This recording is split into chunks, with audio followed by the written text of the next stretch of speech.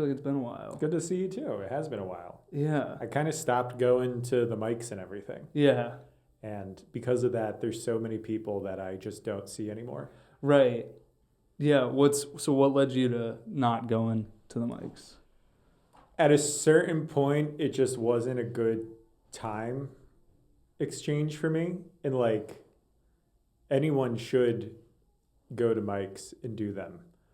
But when it's like, when you have a full-time job and you work till 5:15, and then you have to get to the mic at 6, but you really have to get there at like 5:40. Yeah.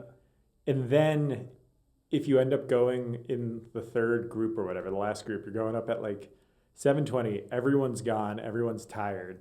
To do like 3 minutes of comedy, it's like I was not feeling the gains of that being meaningful feedback, especially since I'm like on the road now more and I'm getting the minutes on stage. So I was like, I am just better off, at this point, just investing 2.5 hours for 3 hours of stage time just was no longer worth it. Yeah, it's tough.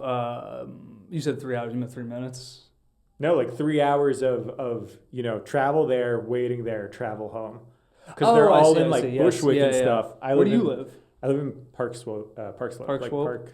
The Park Slope Gowanus border. I live like right over on 4th Ave. Yeah. So I can go to... What's the address? I can go to the Halyards mics. Yeah. Some of them are good. Are you still doing the Halyards mic, or that's no longer yours? Michael Good's baby. Shout out Michael Good.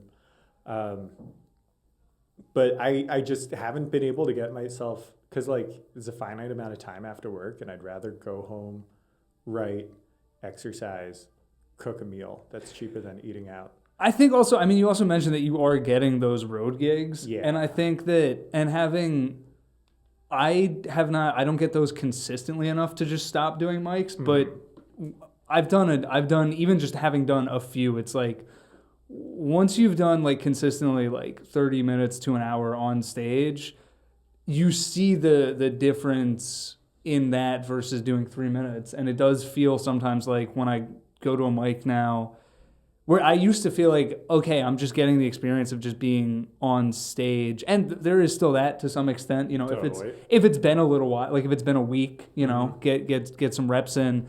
But you also feel like, okay, if I don't have a bit that I'm working out, I am kind of just doing nothing with these 3 minutes. Exactly. And especially where I'm like, now I'm writing a lot of stuff that I'm like, this actually doesn't work as a 3-minute bit. In the chunk of a 30 to 45 minute set, this could work really well, but it's kind of nothing on its own. Yeah. If you're going there and you're working on not new material, what you're getting out of it is the like social aspect, which can definitely be worthwhile. But for me at this point, it's like, I don't.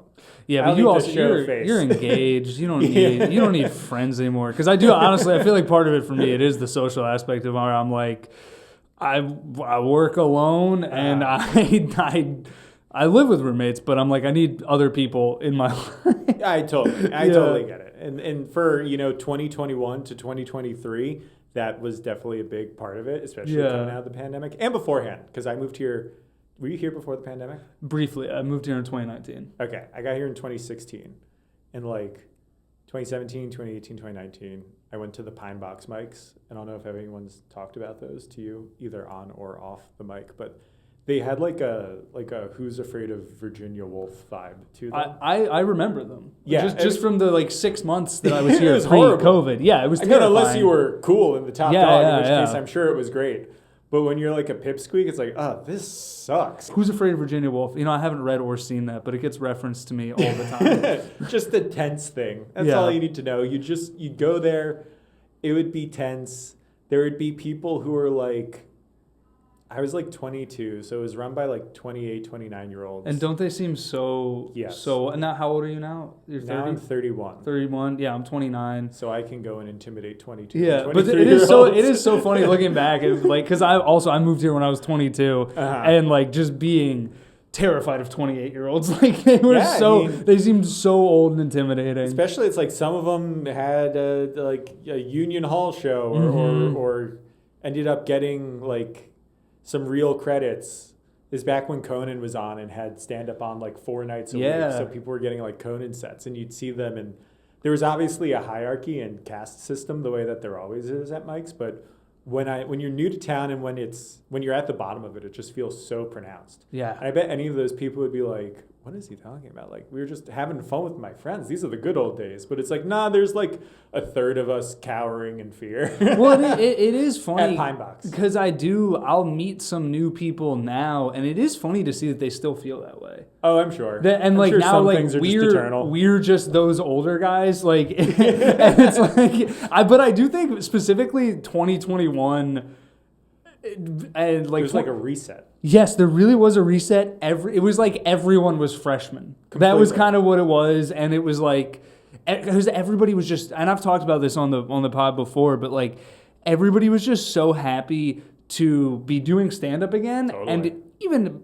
outside of that, just to be outside of the house and with people, that it was like everything was completely different. Yeah. There was a positivity in the air.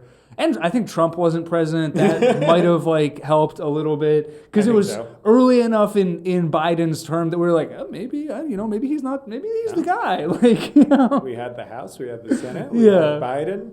The vaccines were quote unquote 95% effective, and I don't say that because I don't believe in them. I say that because like, I thought it's like, oh, like no one will ever have COVID again. I didn't realize it's like, oh, well, I'll get COVID like 2 more times after this. It just won't be that big of a deal. Right. But there's just crazy optimism. Yeah.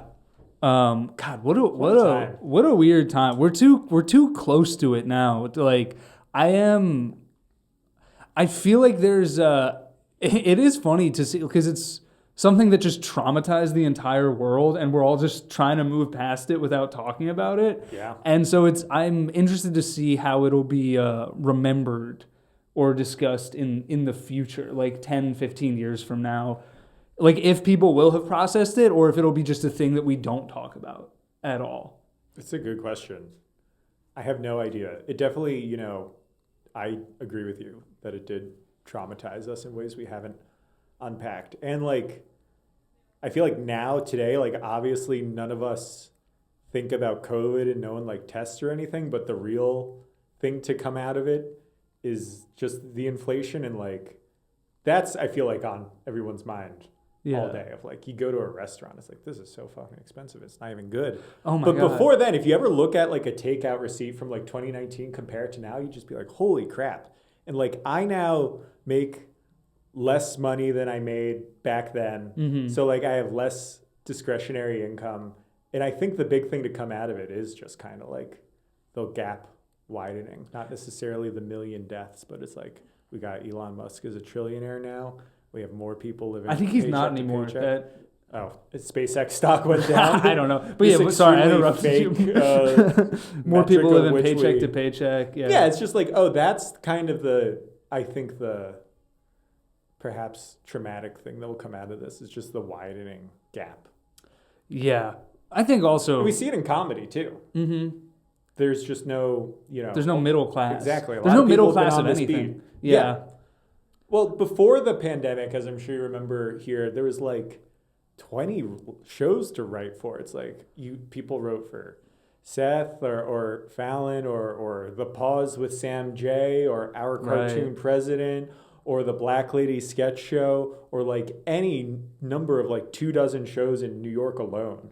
And now it's all those writing jobs disappeared. It's SNL and Fallon. It's SNL and Fallon and it's like Seth Meyers, and that's like pretty much it. No one's writing for Good Hang with Amy Poehler. Yeah. No one's writing for Stavros's podcast. I'm not saying that they should, but it's like these are give me things. That job. Yeah.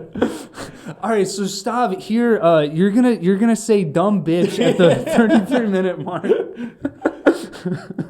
But it is just crazy how that part of society mirrored comedy of the just complete collapse of the middle. Well, I think the rich got richer. And I've heard people talk about this with how podcasts, the popularity of podcasts now, and how they are just essentially like TV shows. They're just talk shows, and that, but they're like free. Yeah. And that's why they've switched over to that. It's like, oh, you don't have to pay writers for this. Like, it's so much easier to make. And I don't know. And it's like now I'm competing with Amy Poehler. That's not right. Yeah, right? That's not right. I mean, it's crazy. It's Amy, I'd love to have you on the pod. Amy, come on Adam's pod. You will have a great time. Come on Alan's pod. But you moved here in 2016. Wait, what are you doing for work now? What's your day job? I work at The Tonight Show with Jimmy Fallon, but in a production capacity. Okay. I work there in the footage research team. What does that mean? What do you do there? I watch like all of the Trump and Biden, well, formerly Biden, now all the Trump speeches and hearings and stuff, and I send along any like relevant clips that could be used for the monologue. Do you like it? It's fine. I mean, at this point, I've just done so many years of watching Trump, because before this, I worked at Tuning Out the News, and before that, MSNBC, and before that, Fox News. And all of those jobs have essentially been like watching Trump speeches and then flagging the most critical moments. So I've seen everything this guy said since like 2015. And as you can imagine, I'm pretty sick of that, though obviously also pretty numb to it. Yeah. I kind of can't even view him as like a force of evil anymore. I'm just like, I don't know, this is just a guy who I've watched speak for like 10 hours a week for 10 years. That sounds pretty awful. Yeah. Well, and your good friend Lindsey Graham died this week. My good friend Lindsey Graham. Sorry, Lindsey. Sorry your heart exploded. You should have taken better care of yourself. But yeah, I work there, been in the like ecosystem of the New York comedy, non-scripted stuff for the last like 5 years. And yeah, just kind of watch it all really shrink. Yeah. Colbert going away and Tuning Out the News, and not that Tuning or Our Cartoon President were institutions the way that some of these other shows were, but they're jobs that were here and are gone. They were like, things. They were just and that's kind of even like Comedy Central was a thing. Yeah. I've heard rumors that they're coming back. I don't know. We'll see. Yeah. But like now it's Comedy Central is just The Daily Show and South Park. Completely. And they're not doing stand-up anymore. There's no Conan. And the thing that was great about Conan is they would have a stand-up every night. So like 4 people would do Conan a week.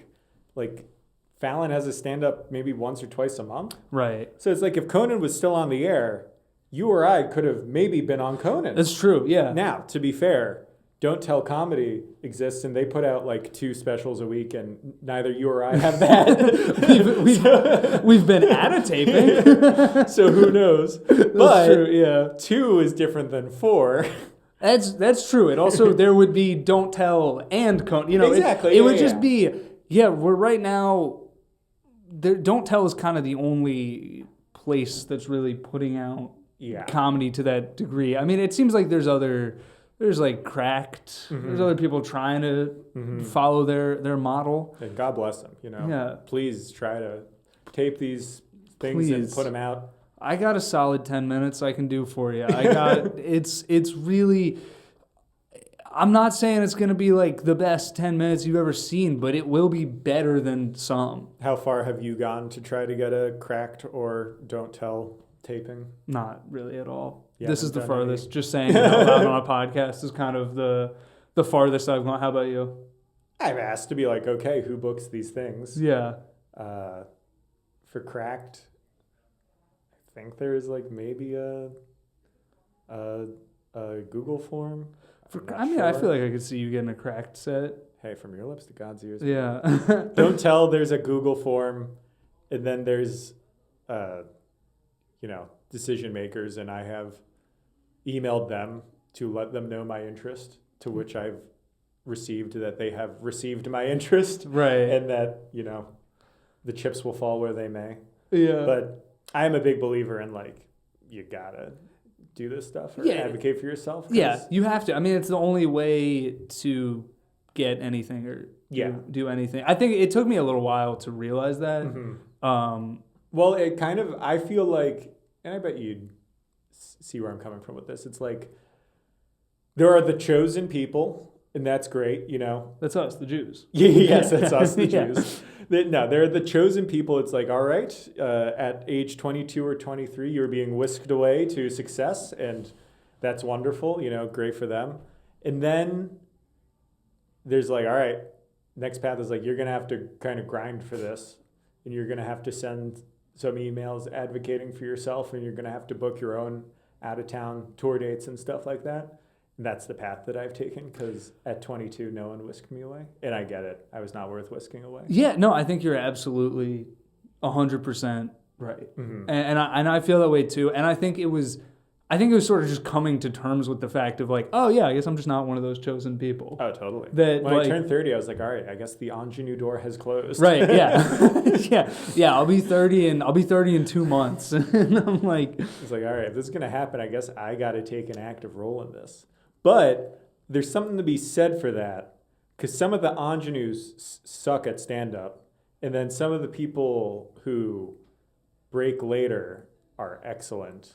yeah. And obviously, some of the ingenues are great too. And then some people never break. So it does go both ways. But anytime I see like a Nate Bargatze, obviously he broke later. No one whisked him away at 22 or 23. And then there's just other people where like, I don't know this person and I don't know how old she is, but I've been seeing a lot of Janet McNamara's stand-up. I don't know who that is. She's super funny. Okay. I assume she's in her 30s. If you're not Janet, I'm sorry. But she's like passed at the Cellar now and got a Don't Tell, and she's just so funny. And she has like a real vibe and an energy. And it's like, I bet she was working hard for a long time. So for her to get her due, it's like you will be a better comedian having done that and worked hard than if you were swept away. Right. That is true. 23. And I do think of it with every opportunity that I haven't gotten or like haven't even gotten the chance to try and get the opportunity. I think the silver lining is when the opportunity eventually comes, you'll be more prepared for it. Yeah. And that it's like the cliche of the like overnight success that's been working consistently for 15 years. Mm-hmm. And, like Pedro Pascal, like exactly. He was a working act, and people are like, oh, why is he in like 50 movies a year? And my theory on it is I'm like, he probably has an insane amount of debt. Yeah. From just like being just a sometimes working actor for 30 years. Like he's in his 50s. Totally. And he just kind of blew up in the last couple years. I don't know who it was, but someone said something along the lines. Maybe it was like Kourtney Kardashian or one of the Kardashians was like, I take all these ads and stuff because it's like, I don't know which one will be the last paycheck. And at this point, they're good. Yeah, all the Kardashians like, with their several hundreds of millions. But if you're Pedro Pascal and for, 25 years you made 25 to like 50 grand doing acting, and then suddenly you're making whatever and you're in 50 movies a year because they'll all pay you like between like 300 and like 5 million, whatever. It's like, yeah, I get it. I get why, because you don't know when that's done and you're just trying to get as much money as you can. Right. It's also like you've been being like, you've been guy number 2 in a background scene that has 5 lines of dialogue, and now you get to be the star. And it's like, well, I'm going to take every star opportunity. This is kind of this is why I wanted to do this. Totally. Have you seen The Mandalorian and Grogu? No. They're making a sequel. Are they really? Yeah, it's called The Mandalorian and Steve. They got rid of Grogu. There's just a guy named Steve. There's too many and movies. The Mandalorian and Grogu, and then there's Monsters and Minions. Because I said to my fiance, Monsters versus Minions. And she was like, it's Monsters and Minions. I think it's Minions and Monsters. Minions and Monsters, yeah. Yes. But I was conditioned because we had Kong versus Godzilla, right, and all this other stuff. It was Alien versus Predator. It used to be versus, and now it's and. Freddy versus Jason. Freddy versus Jason. It was such a classic thing. Like, let's take 2 existing popular properties and have them battle each other. It's like kind of the creative version of a mortgage-backed security, where it's like if we just kind of put enough shit together, it'll make money, and then it will eventually collapse. But we'll have made our money. And that is kind of how it works. You seen any good movies lately? I saw The Invite, and I never see movies anymore, and I actually saw 2 this week. You're done with AMC A-List. I'm done with AMC A-List. Not enough movies come out. This is a reference to a bit I did on stage where I abolished AMC A-List. Chandler Dean's show, Abolish Everything. Friend of the pod, Chandler Dean. Chandler's the best. Yeah, he is the best. Breaking news announced today, Season 3 of I Abolish Everything. But I had A-List. It was hard to see enough movies for it to be worthwhile. Though the best part of A-List is that you get IMAX or anything for free. Like, you do not pay an upcharge for that. So there's definitely actual merit to having it. But I saw The Invite. I saw that. I loved it. I have never seen Penelope Cruz in anything before. And I was kind of blown away by both her acting, and I was like, this is maybe the most beautiful person I've ever seen. She is stunning. She looks incredible in that. And then, so does Olivia Wilde. Yes. Olivia Wilde, fun to see her play like a low status character, because I don't know if I've ever seen that. Seth Rogen was himself, and then Edward Norton, I don't like him, and then every time I see him, he's great. He's amazing. So I kind of got to just get over whatever thing I have against Edward Norton. Yeah, what do you have? Is it just, have you met him? No, never met him. Just punchable face, and I just don't... He wrote his monologue. Did he really? Yeah. Oh, wow. That's, I mean, the one knock I will give on the movie, it's not even really a knock on the movie, but since it's a remake, I have to be a little bit less impressed by the screenplay. It's like, oh, well, you just took a story that existed. Yeah. But it's a remake of what? It's like French? A Spanish movie, I think. It's been remade several times, and now American. But I also saw Gail Daughtry and the Celebrity. I saw that. You saw it? It was hilarious. Oh, I loved it. So funny. I was like, finally, a comedy that's funny. Yeah, and it's just, I mean, you've seen They Came Together. I've seen They Came Together. Wet Hot American Summer. Seen them all. Those guys are just so funny. And watching all those movies, I'm like, they just said yes to every joke. Yes. And they didn't care at all about, like, does this make sense? Does this, whatever. You definitely sacrifice a little bit of like plot, but it's like, sure. I don't care. That's all. If you make it funny enough, it's fine. Yeah. And I don't need a movie. If a movie like that could somehow have heart, then cool, that rocks. But I don't begrudge them for not having heart. I thought it was so funny. I love Mad Men, so seeing John Slattery and John Hamm playing themselves was incredible. Yeah. And it was really great. And I watched with my fiance and two friends a different movie that Zoe Deutsch was in, Voicemails for Isabel, which was like a Netflix original. It's terrible. It's schlock. It's awful. It's just like a terrible rom-com. But then to watch her be in this, I was like, she was hilarious. Extremely. I was like, if you have taste, do stuff like this all the time. Yeah, talking about Penelope Cruz, I don't think I'd ever seen Zoe Deutsch in anything before. Oh, really? Yeah. She's in a bunch of Netflix rom-coms, and she's kind of becoming like a queen of rom-com. But to see, I mean, anyone who says yes to being in a David Wayne movie, it's like, oh, okay, you clearly have a certain level of like a sense of humor that I really appreciate. So I thought Gail Daughtry was quite funny. Quite funny. Was really just laughing the entire time. Did you see Over Your Dead Body? No. Similar. Is that a David Wayne movie? No, it's Jorma Taccone from the Lonely Islands. When did this come out? Like a few months ago. It was in theaters only for like a couple weeks. It was really short release. I think it's also a remake of like a Swedish film, but so I have no idea, like, again, with the story, how much, but I feel like it makes sense. I feel like Hot Rod and Wet Hot are like both kind of similar. It's a similar, what's interesting about this one is that it starts out feeling much more like down to earth. Mm-hmm. And then the tone keeps on ramping up throughout the entire way in a way that I've never seen before. Mm-hmm. It's really funny. I think it's on streaming now, but that one definitely very worth watching. Nice. Yeah. Where'd you go to college? The College of New Jersey, TCNJ. It's a state school in New Jersey. Is that where Adam Mamawala went? Yeah, it is. Yeah, it is where Adam Mamawala went. Adam is the only other. Well, that's not true. There's two comedians from the College of New Jersey other than me. Adam Mamawala and Jay Black. And Jay is a few years older than Adam, and Adam's like maybe 10 years older than me. Yeah. But I reached out to him after I graduated. I was like, hey man, I'm doing stand-up, and he's been nothing but nice to me ever since. Such a nice guy. First guest on the podcast. Really? Mm-hmm. Oh wow. First episode, yeah.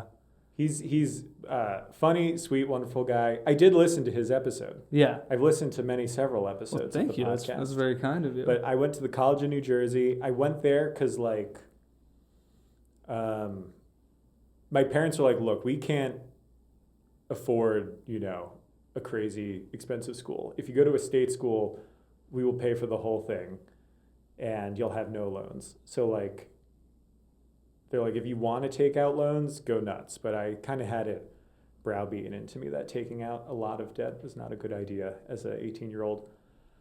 So I went to the College of New Jersey.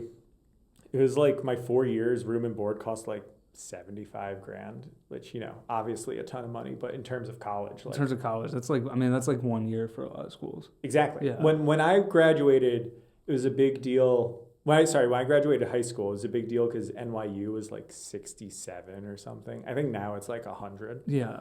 So I applied to the College of New Jersey and Binghamton, SUNY Binghamton in New York, which would have been a comparable price, but I went up there and it's just so sad. Oh my God. Binghamton was quite a sad place, just so cold and nothing going on. And I was like, all right, of these two places, I guess I'll go to the College of New Jersey. So I went there and there really wasn't a stand-up scene. Yeah. Me and my friends, we made like a sketch group and we did shows in our friend's basement off campus, which was really fun. And then we definitely we ended up doing like student comedy nights sanctioned through the school. And like once or twice we got to open for the big acts that they brought onto campus, which was fun and a bit of a ruse on our part. So you were doing not stand-up, but sketches. We did sketches and then also did stand-up. It was actually quite indulgent. We would do these shows in our basement where we would each do a stand-up set, then we would do improv, then we would close out with a sketch show. So it was me and like 4 or 5 other people, a collective formerly called Kiss on the Lips, rest in peace, Kiss on the Lips. One of them I still lives in New York, is still a comedy creative partner of mine. And his name's Alex Gualianone. He doesn't do stand-up, but he was on a mod team at UCB for like 7 years or something, and he mainly writes, he doesn't perform. Mm-hmm. So there's no reason you would know him, but if you did, you'd love him. He's a lovely guy. But the College of New Jersey, I always got so like kind of jealous because of people who like go to NYU, and it's like, what the fuck? You had Hammer Cats? You had managers and agents coming to like your senior showcase? It's like, I lived in Trenton. Trenton sucks. Have you ever been? I've never been. Terrible place. There's capital, a bridge. Right? It's the capital of New Jersey. Governor does not live there. Governor lives in Princeton because you couldn't pay someone to live in Trenton. And in Trenton, there's a bridge, and on it says, Trenton makes the world takes. I've seen that, yeah. It's just like a terrible... What does that even mean? It's like, if you live here, your work will be exploited so other people can have a nice life. What an odd slogan. Yeah. Where did you go to college? UVM, Vermont. Oh, okay. Yeah. Public school? It is a public school, yeah. I have no idea why. I thought you went to Emerson. No, I got that vibe, though. It's kind of funny. It's funny, different schools, but similar vibe of people. What? At Emerson and UVM. But UVM's got to be a magnitude cheaper than Emerson, right? Yeah, definitely. Yeah. And yeah, I was very... Was there a comedy scene? There was not a UVM comedy scene, but there was a comedy scene in Burlington. True. So I started doing... I didn't do like sketch or anything in college, but I started doing stand-up in Burlington. And that's how I met like all the Vermont people that are here. Like Carmen was already here, but like I knew her through that. And like Ash Diggs, Carl Sonnefeld, Dave Anderson, Liam Welsh... You know, all these people, Tina Frimmel. Tina and I started out same month. Oh, wow. And we're doing equal things.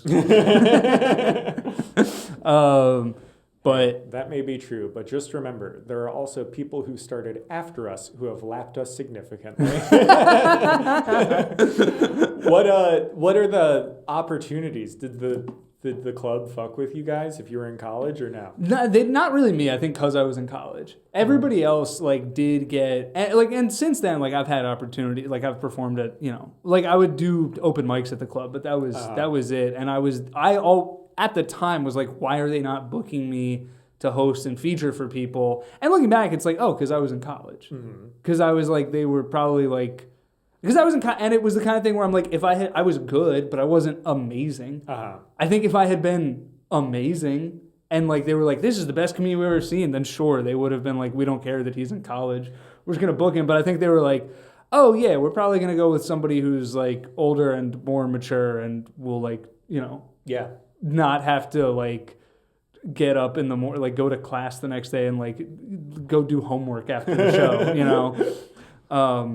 So, but yeah, other people got a lot of opportunities like hosting and featuring mostly hosting because a lot of times comics would bring their own features. It's so interesting now that I'm on the other side of that of like, I've never headlined Vermont Comedy Club and I'm not doing weekends or anything, but I'll do like one-nighters and stuff and the economics do not make sense at all to bring your own feature unless you are like selling out the room and, are a really lonely person. And And I get it. Like, there's definitely situations where if I were selling out the room, it's like, yeah, I'll lose money to bring a friend so that I don't have to drive to Burlington by myself. But it's always crazy when people bring features who aren't like selling out the room. Yeah. It's like, this must be either someone that you're close with, because otherwise you're like paying for a hotel room for them, which is a decently big expense. And there's always just like a local that the club can pay, you know, a not particularly impressive sum and will happily feature for an act. Yeah, and it's funny because like before I've like hosted and featured for people, and before Have you done Vermont Comedy Club? Yeah, I have. Oh, nice. I've hosted for Mike Kaplan. Hey, nice. Yeah, and Liz Glazer. Wonderful. Wow. Yeah, Two goodies. Yeah, two sweethearts. But now I'm like, oh, I understand the economics of it a little bit more, and I'm like, because before I was like, why would you not bring your own feature? Why would you not want to just have a buddy with you? Because maybe that buddy doesn't want to do it for $400 over the course of 4 shows in 2 days. I would, you know, I get bringing a person if you can afford it, because you probably need to put a little bit on top of whatever That's what I've heard from people. Yeah. Whatever the club will pay. So when did you studied film in college? Studied film in college. So did I. Yep. Oh, really? Yeah. Nice. Never once used it? I mean, in a professional capacity? I mean, I guess like I use it. No. Yeah. No, I was like, because I'm like, I can't count anything that I'm doing creatively. Like, in terms of that stuff, I'm like, I guess I use it, but it's all stuff where I'm like, I probably just really learned, you know, in a professional capacity. I mean, I've had like PA jobs, you know, but again, you could have got those anyway. Yeah, again, that's not stuff where I'm like using, well, no, I guess when I work as a substitute teacher and I put on Pixar's Soul, you can explain the mezzanine scene to the I guess kids. I'm sort of, and I can sort of analyze it through a feminist theory lens, and use Marxism to describe what the cat represents. Then yeah, I guess I am using my film degree to teach these kindergartners. Very nice. But no, in short, no. Yeah. Yeah, do you wish you had studied something different? I wish I had studied something different. Wish I maybe didn't go at all, though that's a decision I could only arrive at with hindsight. Yeah. Well, like, what do you, if you had studied something differently, like different, what would it have been? Like English or philosophy or just something about like how to, you know, think more broadly or open up your mind. I feel the same way. Because that is essentially like, I don't know what your film school is like, but that is essentially like what, like at UVM, it was so much of the courses were film theory. Mm-hmm. And so I'm like, it is just English and philosophy, but just through the lens of movies. And I'm like, I probably should have just done the like, because you have a joke about this where you're like, I was gonna watch a movie anyway. Is the movie Crazy Stupid Love? Yes, we watched it in class. I watched that in one of my classes too. I mean, that's just great movie. Practice. It is a great movie, but it's like I didn't need to pay money to be told to watch this. I was just going to watch it. Yeah. Now, I think in terms of like my TV and film degree, they made me watch movies I wouldn't have watched otherwise, like Blue Velvet and stuff like that. And those are great, but it's a very artistically meritful film, but it's not really a monetizable skill to have seen Blue Velvet. Yeah. I also think that there's so many movies I was supposed to watch for classes and didn't even watch. And that's the stuff where I'm like, what difference would it have made if I studied something else? Because it's like, was I gonna do more work in it? Like, I'd still be the same person studying it ultimately, and it's not even like this like almost 30-year-old version of myself. It would still be 18 to 22-year-old me just barely doing the reading.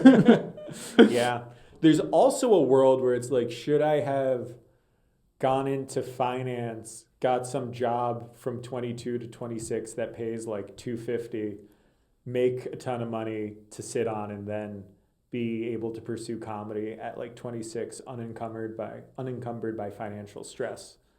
And I don't think I would really do that path, but I think that there's maybe more merit to that. I think that is film and TV. I definitely understand that. But that's one where I'm like, I think there's like an idealist part of me that wishes I had done something like that. But I think in reality, it's just not something I think I would have hated it too much to even. I took an accounting class in high school, and I'm like good with numbers, so I could have been good at that. But I was just so bored by it. What were some movies that you watched in your film class that stuck with you? We watched Happiness by Todd Solondz. That was a good one. And Welcome to the Dollhouse. What's that Joseph Gordon-Levitt movie when he's like 20? It's Brick. Oh, the Rian Johnson? Yeah. We watched Brick. That was good. Let's see, what else did we watch? What's that like KKK one from 1920? Birth of a Nation? Birth of a Nation. Yeah, you gotta watch that. Yeah. You gotta watch that. Heck of a film. Yeah.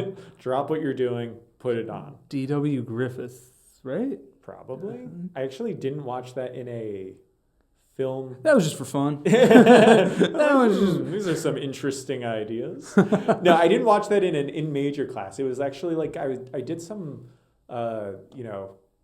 required class that it was supposed to be like gender studies, but I think it was like gender and race studies or something like that. And we watched that movie. It was quite interesting. We also watched some movie with Ronald Reagan called like In the Army or something, or In the Navy. It was from the 50s before, when he was at his acting peak. But those were all good, but it's just not a career, and I could have watched them on my own and gotten the same thing out of it. And now I just barely watch any movies because not because I'm better than the medium, but I have been relatively unimpressed by so much of what's come out. I feel like we peaked a few. Like when I first moved to New York, had no friends, I went to the movies all the time, and it's like I'm seeing Get Out, I'm seeing Lady Bird, I'm seeing all these like great movies. And then when I had AMC A-List out of the pandemic, I'm seeing like the crappy movie that BJ Novak made, and I'm seeing a Cyrano de Bergerac remake that's awful. And I was like, this sucks. I got A-List last year. Have you seen anything good? Yeah, I feel like it's good. I think that there's 2 good movies a month, and that's kind of what you're paying for with A-List. It's like basically you're getting discounted. If you want to go to 2 movies and pay like 1.5 times for 2 movies, then it's good for that. I think that there's 2 good movies a month. There probably are, but I just will not care about them. Like half of those wholesale, just like out. I like Dune. I don't care. Really? Oh, I love Dune. Nope, don't care at all. You don't care about the Odyssey? Nope. I saw Oppenheimer and I was like, this is fine. I thought Oppenheimer was a little overrated. So it's like I'm not dying to see the Odyssey. I don't see any of the Marvel or superhero anythings. Mandalorian or Grogu. Don't care. Obsession? I didn't see it, but I've heard it's good, and I will good. see it at some point, I'm sure. My thing is, I realized that I can no longer watch movies unless I'm in a movie theater. Completely. It's like actually impossible. I don't watch TV anymore. Me neither. It's like I've been trying to figure out a stand-up bit about this of like, you turn on your like Roku TV or whatever, and you don't even consider the streamers. You just go to YouTube. Yeah. It's like I'm just gonna watch like a 15-minute video about what the Mets are gonna do at the trade deadline. Yeah. Like, I will watch that over an episode of scripted television 10 out of 10 times. Oh yeah, I love scripted television. No, I know, me too. I've just been going on YouTube and rewatching. Like I'm just like, all right, there's got to be a different Jalen Brunson finals compilation that I haven't watched yet, and I found one today. It's like, yeah. Or I'll watch videos of people talking about movies I haven't seen, and it's like, I'm not gonna watch Blue Velvet. I'll watch 2 funny people talk about it. Yeah. How's stand-up been treating you? How's what? Stand-up been treating you? Oh, I thought you said how's stand-up binge drinking you. How's stand-up been treating you? It's been. I don't know. I just want to do more longer sets. I think is where I'm at now, and it's tough. I mean, you've developed a little bit of an online following. Yes, which does not translate to any ticket sales at all. No, all the tickets I sell are completely independent of that. Do you think what it does translate to is people wanting you to perform at their. I think it gives the illusion that you can sell tickets. Yes, there's a sheen of legitimacy when I reach out to a venue. It's like, oh, this guy has 15,000 followers. He's a real comic, and so I think that that's kind of been the hard where I feel like comedically, I'm at a point where I know I'm a lot better in a 30-minute set than I am in 3 to 10 minutes, which is what I'm mostly doing. And so it's been harder. That's been hard of like having done, I've like done some of these road shows with John Moskowitz where like we co-headline, and I've done a few other, shows here and there where I'm doing a half hour, and doing that stuff, I feel the act coming together, but it's just like not really having, much of an online following. It's harder to, not just harder to get people to come out, but it's like harder to even book those because you email or DM a venue, which is something I just need to do more of anyway, and just like be like, fuck it, just like try, and I think that it's harder to get that. Yeah, totally. I did it kind of by building slowly. So like first thing I did was like out of town, don't tell shows, doing like 15-minute sets on that. This was years ago, so I'm sure they're quite inundated now, but I think most of them, Philly, Boston, et cetera, are still open to. It seems like it. I think that those are ones where it's like, I just gotta make the move of reaching out to people. Exactly, especially in Boston, where it's like presumably you'll have some overlapping people where there will be some sort of way that you can be legitimized in their eyes if they see you followed by Carmen or Mike or absolutely, else. And then after that, it was like booking hometown shows. Like the first time I headlined was in my brother's hometown, Bethlehem. Well, not his hometown, where he lives now. Pennsylvania? Yes, Bethlehem, Pennsylvania. Because like, all right, I know I can move like 60 tickets here between him bringing his friends and then some amount from the built-in from the venue and et cetera. And then using, because the following is a little important, but what's even more important is showing venues ticket sale reports from previous shows. So when I did that Bethlehem show, it sold out, 100 sold. So then I emailed other places like, look, 100 sold. This show grossed, $2,200. Wouldn't you love me to come to your venue and gross $2,200? Right, and then they don't, and then you're like, well, clearly I'm capable of grossing $2,200, so this is on you as a venue. And so like doing, from that I was able to. That plus like a couple lucky breaks along the way. Like I featured for Dan St. Germain in a room in Jersey, and there was a booker for a room in Portsmouth, New Hampshire. And she was like, you should come up here. And I was like, sure, great, of course. And that one, it's like the best room in the country. It sold out. This was last year when I didn't really have as much experience headlining or anything. But then I got a second ticket report. So now I'm emailing places and being like, look, I've sold out in Bethlehem and Portsmouth. What can't I do? Right. And, along the way, there's a lot of like 19 sold, 23 sold, 27 sold.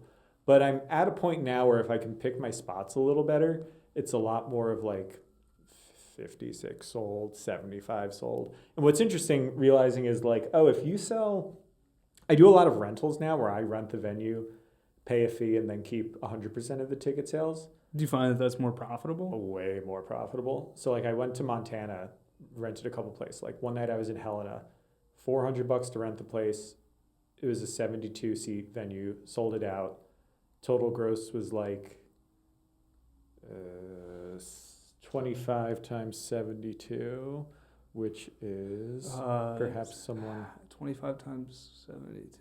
25 times 72. $1,800 total gross. Minus 450 for or 400, grossed 1,400. Obviously I flew there and put myself up in a hotel, but I did Helena, I did Butte, and I did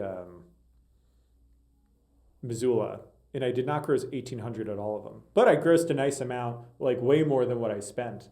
And the venue's happy because they took on no risk. I'm happy because I made money, and the audience is like $25 is a pretty fair price in Missoula and Butte and Helena, especially if there's no drink minimum. Right, and that's the thing about going to these, and the shows that I've done with John, they've been in like Central PA or Virginia, and when you go to these places because here New York is and other big cities as well, but we're so inundated with comedy that it's like well, you can go to Comedy Cellar and for $12 see Nikki Glazer and Dan Soder and it's like Mike Birbiglia.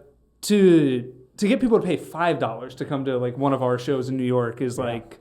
That's kind of the max I feel comfortable charging people. Yeah. And where like other places they're like, yeah, we don't have comedy. Like $25 for a comedy show. Like also things just aren't as expensive there. So they're just not spending money in the same way. So $25 doesn't mean what it means here. Where it's like, oh yeah, $25, like I could see a comedy show where I could eat dinner. It's like people aren't really making that decision in the same way in smaller towns. Totally. I think. I don't know. I don't live there. Totally. But I found that to be a much more financially viable way. And then with that also, it's just like those 3 nights in Montana, it's like I did 180, maybe 210 minutes of stand-up. It's like that's months of stand-up for me in New York. Because I don't get booked a ton here. Like I do as many like showcase sets as I can, but it's really not much. There's not a huge demand for Jonathan Van Halem, because like, we're competing against is like, who do you want on your show? You want Jonathan Van Halem or do you want Michael Longfellow or Sarah Sherman or whoever? It's like, well, yeah, I would want those people too. Michael Longfellow's kind of like you if you were on SNL. I think that's a good comp. I think he's the same age as, he's around our age. He's around our age, yeah. Or something. I think he's probably like your age, yeah. But yeah, and obviously if you don't have those credits, it's way harder. But that's the tough thing about New York. You're going up against the best of the best. But I think it also does make you better.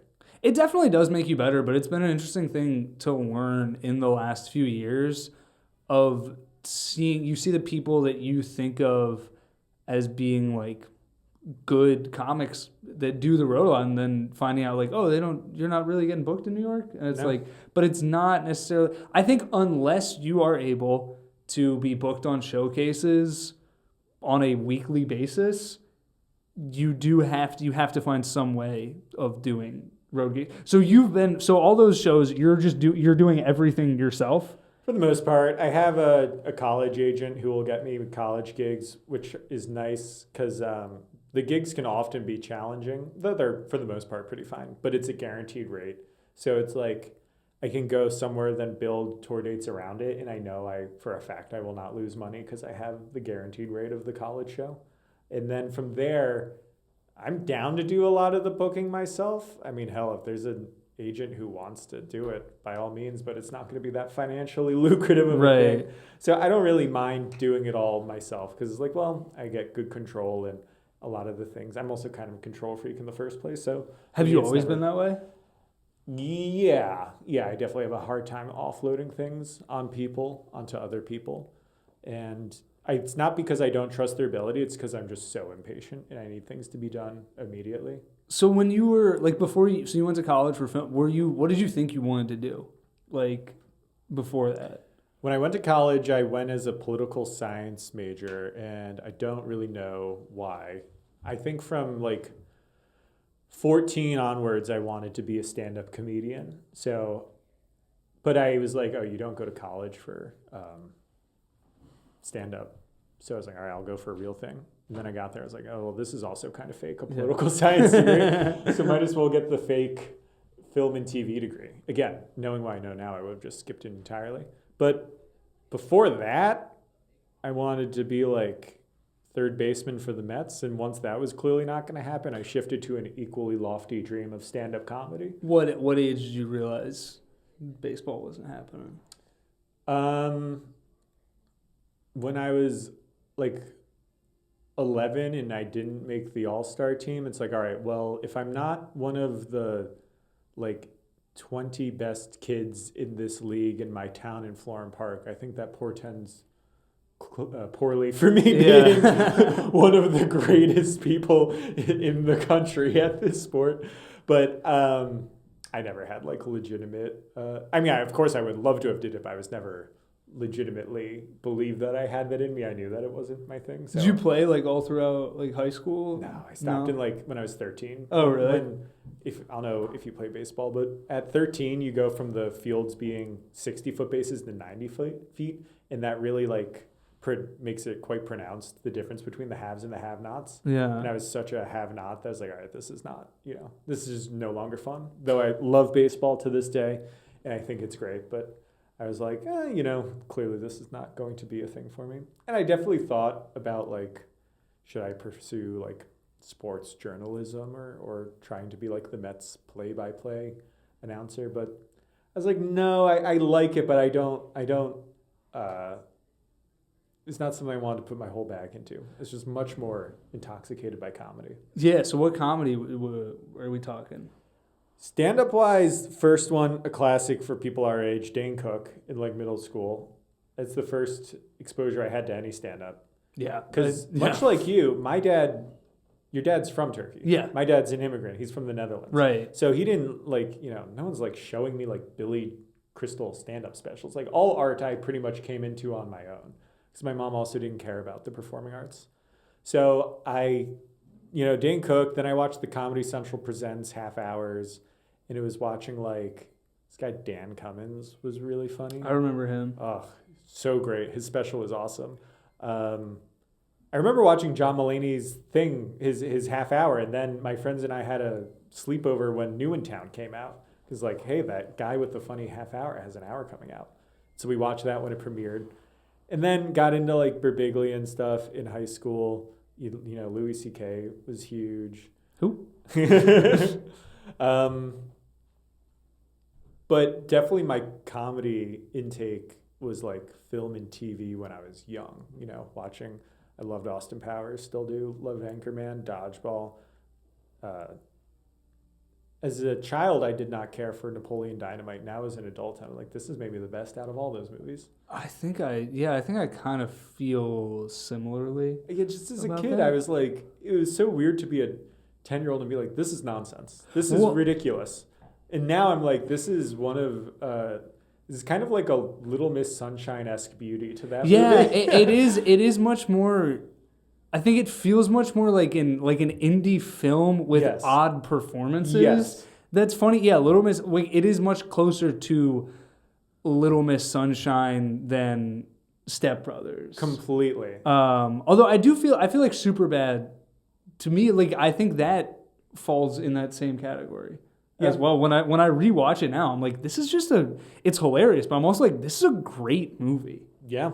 Yeah, I agree. I definitely think Superbad is definitely closer to Anchorman and Dodgeball in tone, but it is, of all those, it has heart. It has so much heart. Anchorman clearly is not really trying to have heart or Dodgeball. I think those just have like kind of clear moral lessons. Those don't are be sexist and I think those are much more like valid. Yeah, they're much more like satire. Yeah. Where like I think Superbad, it's just so clearly like Seth and Evan who wrote it are at the center of the story, and it's just like there's just so much heart to it that it works the most as a movie that doesn't just have to, it is hilarious and tonally it's similar to those movies, but it doesn't have to just be viewed as a comedy. No, it still works. But Anchorman, hilarious. I mean, it's incredible. So it's so funny.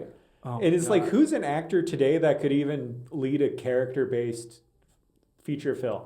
There's not really. It's like Ashley Padilla, and that's it. We are starved for comedic actors. They can do like several, because Tim Robinson's great, but he's got the one. Yeah. He's got the one character. Yeah. And it's hilarious. I Think You Should Leave. Love The Chair Company. Love Friendship. I'd probably put Friendship the last out of all three of those. I get it's a high bar to be like, why aren't there more Will Ferrells at his peak? Yeah. But there should be one. But it's just always, it feels like there were so many at that time. Like there was Will Ferrell, Adam Sandler, Ben Stiller, Jim Carrey. Crazy good performances. Kevin Hart was kind of the last one. Yeah. And then he just happened to make terrible movies. Yeah. But he like has that level of talent to him, but he just loves money. God, he really does. He really does, and good for him. Good for him. I'm sure he's got a lot of it. Yeah. Yeah. So yeah, my parents were very into comedy, so they sort of, I had a lot of the same When did same your dad influences. move here? How My old was he? dad moved here. He met my mom. They lived in Israel. He moved to Israel when he was 18 to go to college there, and then he met my mom living there. She's from here, but was there as well. And I guess he was like 28 when he moved here, I think. Okay. Yeah, my dad was like 28, 29 when he moved here. So I think I know both my parents showed me like Monty Python and like Steve Martin. So my mom had like a lot more like comedy that she wanted to show. She's a writer, so she was always just like super interested in like fostering creativity in me and my brother, like just like buying us instruments and movies. Like we have just so many DVDs and VHS tapes in our basement of just like whatever I was into. Like when it was like I remember as a kid I would like go through phases of liking these different characters, whether it was like Robin Hood or Three Musketeers or King Arthur, and just like we would go to the library and just like rent every DVD they had of these. Like I saw every Robin Hood movie. So yeah, I remember Monty Python was watching the Holy Grail as a kid was huge. Of just like, I think just the level of absurdity to it, and not really knowing, just being like, you can do that. It's kind of like what we were saying with the Gail Daughtry, where I think it's very much in that vein of just like, the plot doesn't matter, the story doesn't matter. What matters is making the funniest thing possible. Yeah. So you wanted to do stand-up pretty much immediately? Yeah. Yeah, I wanted to do stand-up. I moved here and I did sketch with my friends from college. We did our sketch group, Kiss on the Lips, until the pandemic. And I was doing stand-up at the same time.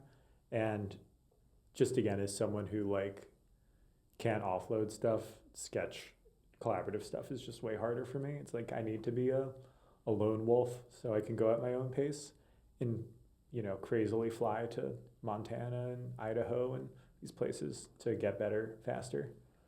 But I didn't entertain any real, like, I've always had day jobs, but never like a career that I've been trying to foster outside of my career in stand-up.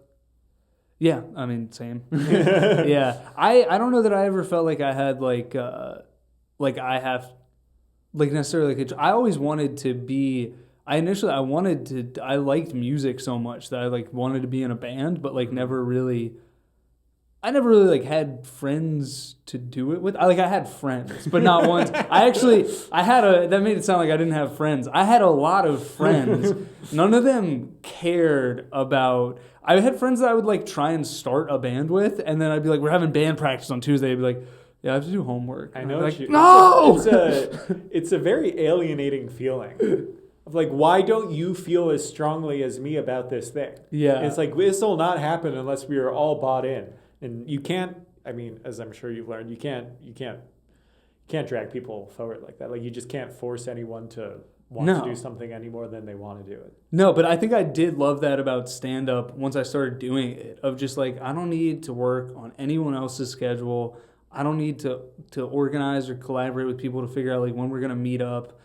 And I think I even have a hard time now with like, anytime that people are like, oh, like we should like let's go to a cafe and like write together, and I'm like, what does that even mean? I don't know, and I don't do that stuff. Yeah. For me, I'm always happy to talk about the like kind of everything around it, but the creative process of stand-up at least is so like, I find solitary. It's like, well, I have to kind of just do this on my own. So what does the creative process look like for you? Because I do think it's different for everyone, and I think if I try and describe mine, I'm like, it actually doesn't make any sense. So I'm interested to hear what yours is like. Everything starts as a note in my phone.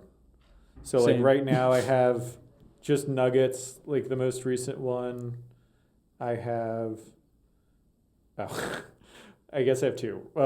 Right now I'm Bathhouse, the spa. Mm-hmm. I did something for them, so I did like social media, so I have a 1 month unlimited pass. So I've been going to Bathhouse every single day until this pass runs out because I have to use it. You gotta go every day. So I wrote down that I'm like Eric Adams, how he said he always has to go through Istanbul, where it's like for me right now, like all paths are through Bathhouse, because like we're recording this podcast, then I have a show in Greenpoint at 8, so I'm going to Bathhouse at 6. I don't know if this one's gonna make it onto stage in any meaningful capacity, because this is both extraordinarily specific and a fleeting moment of my life. Right. But it's like, okay, there's a nugget of something. I'm the Eric Adams of Brooklyn right now because I have a Bathhouse membership. And then where's another? Oh, I have a note. In 7th grade, all the 7th graders at 8th grade graduation had to sing I Hope You Dance for the 8th graders. Do you know that song? I don't. It's just like a 2000s like radio mom rock song. And every year the 6th and 7th graders had to sing a song for the 8th graders at graduation. And I was like, I don't know what the bit is here. I do know that that's weird and specific. And other people might be able to relate to it if it happened at other schools. So I will build that out in some way. Like I have that, and then I have another note about how in 7th grade, my friend Pierre and I just would spend hours on YouTube trying to find footage of Steve Irwin dying. So it's like, I will try to combine those two things. It's like, stop making me sing I Hope You Dance and let me just look for footage of Steve Irwin dying. So how do you go from the Notes app to it? Like, what's the process? Notes app to a Google Doc. Okay. Google Doc, I write out all my jokes word for word. Whether I do it on stage, word for word is, could or could not. But it ends up in a Word doc. And then if I get enough similar things together, it'll become like a chunk. And the idea is to have my chunks be around like 10 minutes. And so when I'm on the road, it's like, all right, I'll do up top like 5 to 10 minutes on the like room or the town or whatever. Chunk 1, chunk 2, then I do area specific material. Then chunk 3, which is a story, and then chunk 4, which is like a 15-minute story. Then I'm done. Yeah. It's like then I've hit an hour. So everything is working from a note to the Google Doc to becoming its own chunk. Okay. So right now my chunks are like my About Me section, which is jokes about like my last name being so close to a band, a really popular band. Stuff about... It's close to Fleetwood Mac? Yeah, Jonathan Fleetwood Mac. Then like having an immigrant dad, having an overbearing mom. It's like, all right, this is... if you. I can't imagine what that's like. Yeah. I can't imagine what either of those things are like. It's like, all right, this is... you're getting to know me. Then the next chunk is 10 minutes. It's work. So it's me working at Fox News, me working at MSNBC, me working as a Little League umpire, me working whatever job. Then I have public school, because that's kind of a formative thing. Reoccurring theme for me, I've realized in writing my stuff, is I clearly harbor a ton of bitterness towards people who are rich and people who had, were born with a silver spoon in their mouth. I will acknowledge I'm born with more stuff than most. Yeah. Like, there are people who will never sniff college, who will never, people are born in Africa, born with AIDS. Like there's a spectrum, and I'm very high on it. Having said that, when you move to New York, you realize you're like, oh, whoa. Like there are contemporaries who've never had a day job, who like went to $60,000 a year private schools from kindergarten to 12th grade. It's like before they even left their hometown, there was $1 million invested in their education. It's like, I can't really compete with that. So I have a chunk about public school. Then the last thing is a story about when I worked at Stop and Shop when I was in high school. So those are my chunks. Everything ideally goes from a note and can be written into a bit, then entered into a thematic chunk. That's my process for the most part. Yeah, very organized. Yeah. Have you always been an organized person? I've always strived to be organized, but a lot of my stuff is kind of unintelligible to the untrained eye. Sure. Like I keep a crazy spreadsheet called the JVH Tracker, and I'll pull it up. It's pretty wild. So there's a lot of tabs on the JVH Tracker. There's shows where I have every show that I did, like how many minutes, where it was, the date, how much I got paid, how much I made selling stickers, stuff like that. It's my posting schedule for social, which I've definitely fallen off of, but it's like, how did it do on Instagram, Twitter, TikTok, and YouTube? just keeping track of my follower counts to make sure that I'm growing, or if I've stagnated, why. This is maybe the craziest one. This is what I eat every day. So like yesterday, breakfast I had watermelon, then I had chicken tikka masala, chicken and broccoli, and then I had Cheez-Its for a snack. This is, I understand, autistic. And then you said high on the spectrum. I was like, which one? And then every day in a perfect day, I go 4 for 4. 4 for 4 means I exercised, I didn't eat dairy, I didn't eat sweets, and I didn't eat fried food.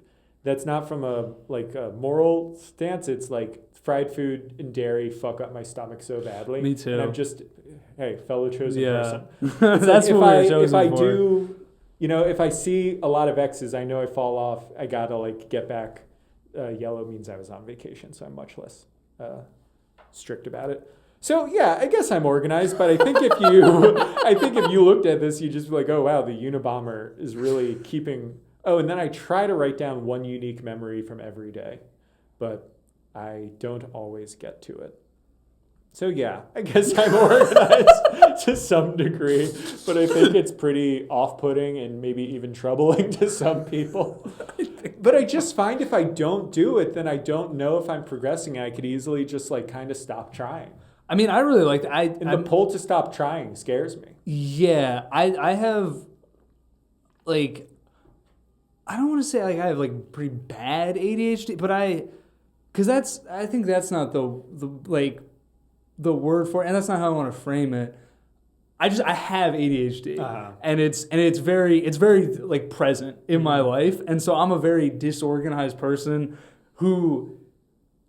but I am like constantly. I'm also very active and wanting to do things all the time, and just constantly trying to find ways to be more organized. So I'm always very impressed when I see stuff like that. Although, that's a bit much. Make the Adam Mitrani tracker. You don't have to have 9 tabs like me, and you don't need to write down every single thing you eat.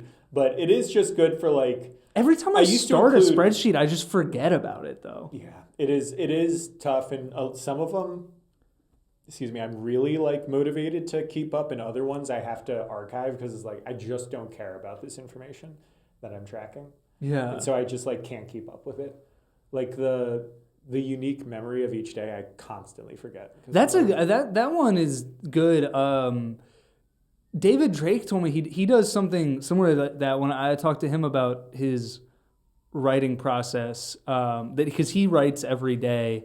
And he says it's a similar prompt where he writes down what is the like most emotionally resonant thing that happened the day before, and that he said that's where a lot of his bits come from.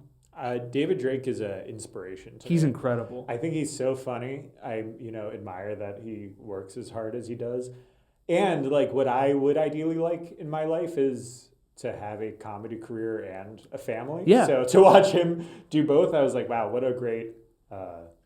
And it's not like, it's easier for Kevin Hart to have. He's one of the most listened to episodes. Oh, is he really? Also, yeah. He's a fantastic comedian. I think he's so funny. We saw his Don't Tell set. Yes, we were both there. His thing about the preschool teacher's lazy eye, I have recounted to so many people, and I think it's just a fantastic bit. I got a trickster wife. Yeah. And it was like, I mean. He's just like truly an inspiration of like the world is not just, because if it were, he would be the biggest thing. Yeah. But he, doesn't let him stop him from pursuing it. I think what impresses me the most about him, and also what you're doing, where you haven't taped a special? No. Or do you plan on doing that? I will at some point lose, thousands of dollars self-financing my own thing for a special to get like 9,000 views on YouTube. It is it's on my to-do list. Okay. Yeah. But I think like what you're doing with your tour and what he's done with all his specials and albums, and Niles Abson's another person I had on the podcast recently who, also he's filmed like his own specials, and it's just people who are like, I understand that nobody is asking me to do this. Yeah. But I want to do this, and I'm good. I can do this. So I'm just gonna do it. And I think that when I started doing comedy, I just had such a view of like, I'm gonna be a star. And I think a lot of people do. I think that that's normal because we, idolize these people like John Mulaney, who just so obviously from like, he's like 25 when he made the top part. Yep. And it's just so clearly, this guy's a genius. Yeah, exactly. And I think that we all... It's a generational talent. We are capable of seeing the best version of ourselves, which is maybe something close to that. And so we go, well, surely somebody else is going to see that, and they're just going to ask me to do this stuff, and they're going to put me in movies, and you're like, that is how it works for 1%. Yeah. Because I don't want to say that that's not how it works, it's not how it ever worked. There are people that it is kind of like that, and we know some of them. Mm-hmm. We see it happen to some people, but that's really 1% of the people that do comedy or any type of art, and the other 99%, you just have to put yourself out there and work really hard to create your own stuff. Completely. And there's also a thing to be said of like, I have definitely shifted my expectations of like, I don't need to be the biggest name. Like that'd be cool. But like the goal is to make my living doing comedy, ideally a nice one, and not have to work a day job, to have the freedom to be able to walk my kids to school, and then also have the creative fulfillment of I make my living from the words I say on stage. It's like, that's an incredible place to be, especially because like how many movies do we need to watch to realize that like the fame is not going to make you happy? Right. It's like, okay, having a family that cares about you and friends that you're invested in, and some sort of fulfillment from your art. Yeah. Like you talked about, not having the following to necessarily book out of town as easily as you'd want. And it's like, you and I both know you could have 20,000 followers tomorrow if you just made kind of schlock content about some niche.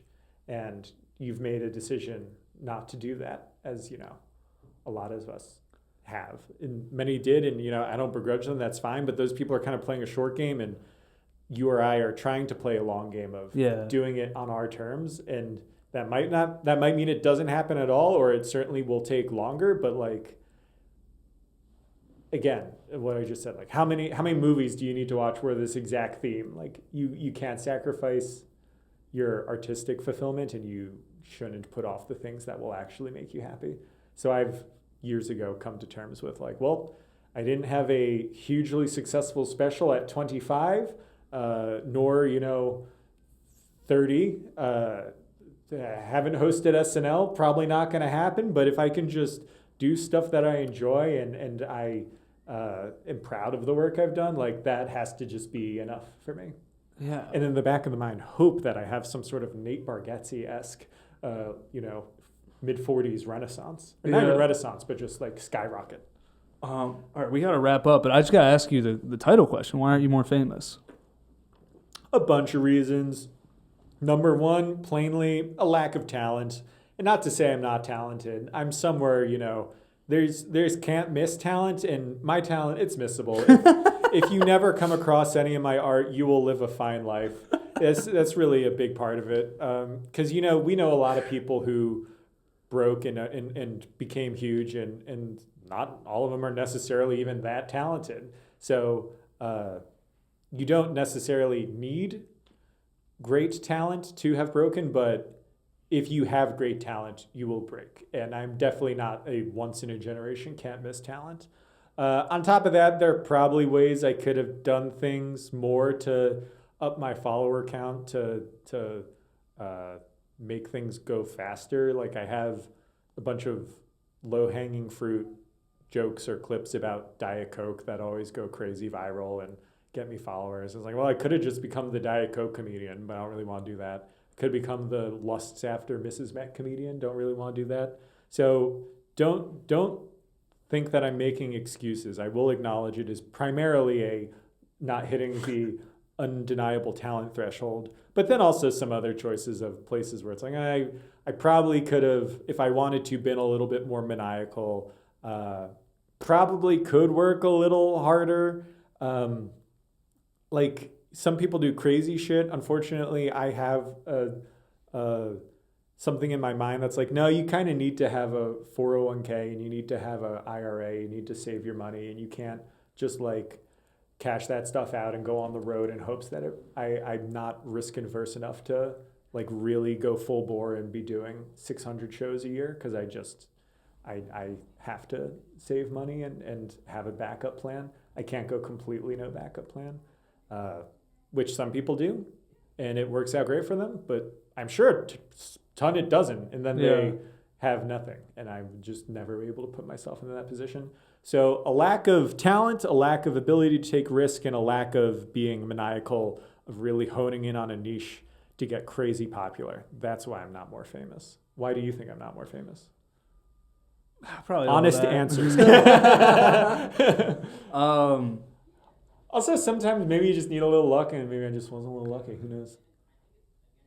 Yeah, I don't know. I don't really have like, why haven't I been, haven't had a don't tell? I don't know. There are people worse than me who have. Yeah. There are a lot of people better than me who have. I would love to get one. Fallon is like, there are people worse than me who've been on it. Yeah, there are a lot of people worse better than either of us who have been on both those things, and then there's people better that haven't been on either. Yeah, exactly. So, it's like, so that's kind of how I look at it, and that's sort of why, I don't have an answer for why you're not more famous, why I'm not more famous, but it is an interesting question. I'm interested in the question. It is an interesting question. Anything you want to plug? Follow me on Instagram. My tour dates are all there, at Jonathan Van Halem. Come see me live. It's the best way to see me. Jonathan Van Halem.